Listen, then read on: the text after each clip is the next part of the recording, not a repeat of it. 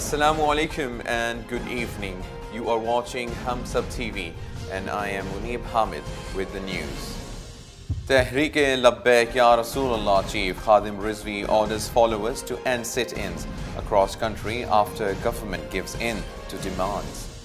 After the weeks-long protest that virtually paralyzed the capital and saw several people losing their lives, the government has finally given in to the demands of the protesters camped out at Faizabad interchange, with Zahid Hamid resigning as the federal law minister.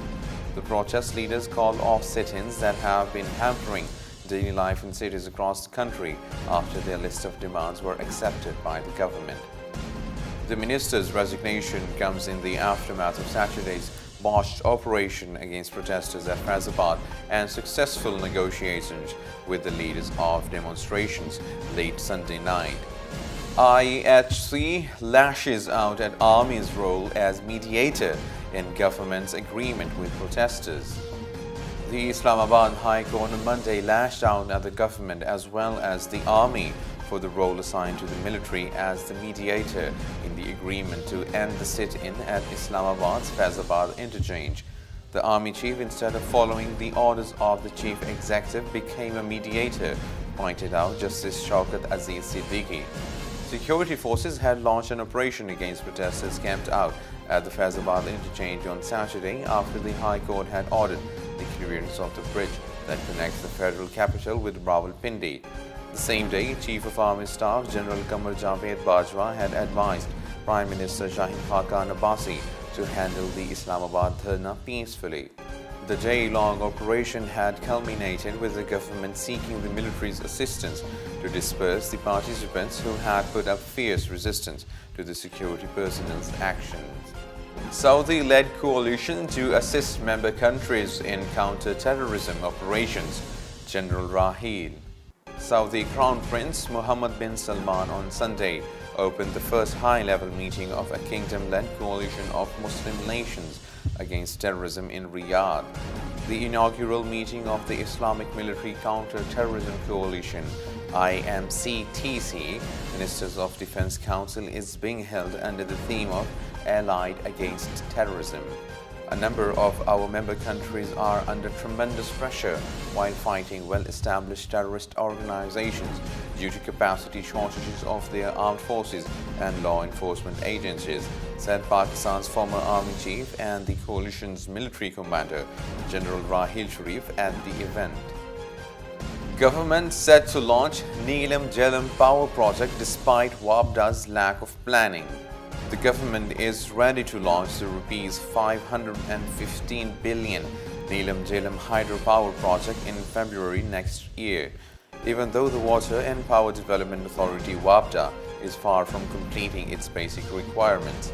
This has unnerved the key government institutions directly or indirectly, which fear that technically and legally ill-planned launch of the strategic project could lead to an embarrassing repeat of the Nandipur power project. Informed sources said the executing agency of the project, WAPDA, had still not applied to the National Electric Power Regulatory Authority, NEPRA, for tariff setting, a process that can consume at least 1 month.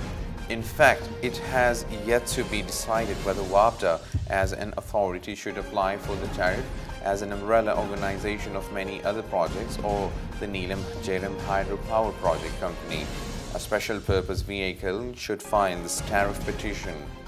US warns of damage to bilateral ties, Pakistan's reputation over Hafiz Saeed's release.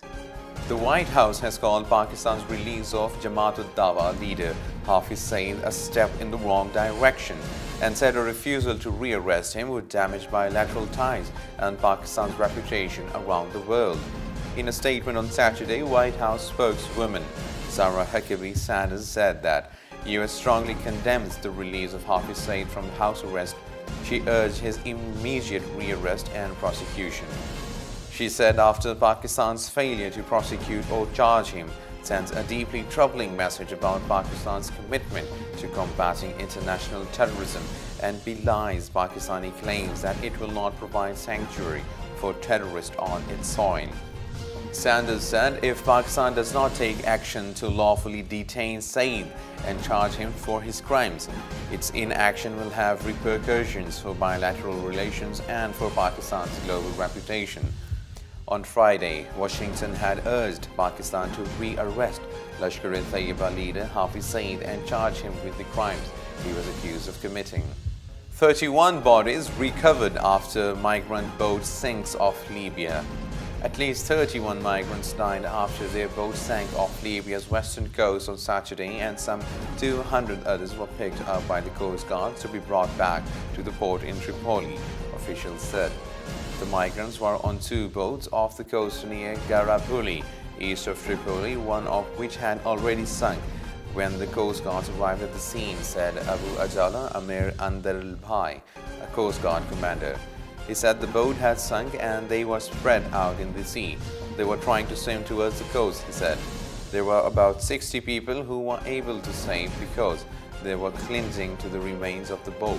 Another 140 migrants were picked up from the second boat. The dead, including a number of children, were brought back to Tripoli Naval Base, where they were unloaded in white plastic body bags. Libya is the main departure point for mostly African migrants trying to cross to Europe. Smugglers usually pack them into flimsy, inflatable boats that often break down or sink. Sit-ins diminish industrial output in Karachi. Deteriorating law and order on Saturday in the aftermath of an operation by law enforcement agencies against protesters in the federal capital hurt commercial and trading activities in the metropolis. Sit-ins in key industrial areas also affected factory output and the movement of goods. A number of workers in Karachi failed to reach industrial units, especially in the second shift, after angry protesters blocked thoroughfares. Site Association of Industry President Javed Bilwani said all industrial units were open in the morning, but the output remained limited due to the thin attendance of workers. As a result, production in the industrial area plummeted by at least 50%, he said, adding that export shipments and supplies to upcountry were also suspended. The movement of production material from one industrial area to another also suffered due to road closures. Karangi Association of Trade and Industry President Tariq Malik said almost half of 4,500 units did not operate fully due to workers' poor attendance. Weather forecast for next 12 hours. A shallow westerly wave is affecting northern parts of the country. Mainly cold and dry weather is expected in most parts of the country. And that is the end of the news. For more news and updates, keep watching HumSub.TV. Take care.